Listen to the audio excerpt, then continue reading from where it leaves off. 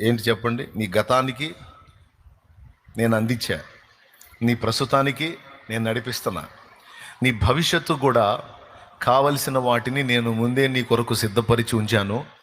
నీ విషయంలో నేను బాధ్యత గల తండ్రిగా, తల్లిగా నేనున్నా. నువ్వు నీకు నేను అందించిన కర్తవ్యాన్ని నెరవేరుస్తూ సంతోషంగా నీకు నేను అందించినటువంటి జీవితంలో ముందుకు సాగిపో. రేపటిని గురించి నువ్వు చింతపడొద్దు. నిన్న ఓకే, ఈరోజు ఓకే, రేపు సంగతి ఏందనే కంగారు నీకొద్దు.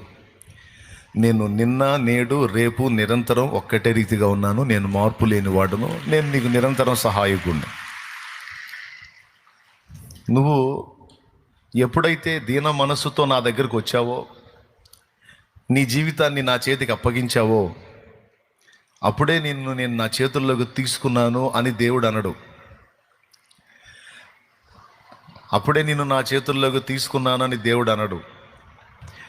నన్ను ఎప్పుడు చేతుల్లోకి తీసుకున్నాడో తెలుసా? తల్లి గర్భంలో పిండముగా మనం ఇంకా రూపింపబడక మునుపే మన విషయమై దేవుడు శ్రద్ధ నిలిపాడు.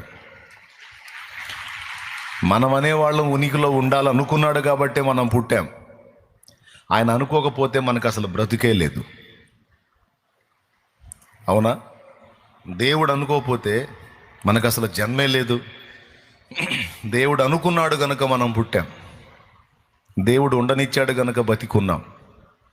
దేవుడు పోషిస్తున్నాడు గనుక మనుగడ సాగిస్తున్నాం.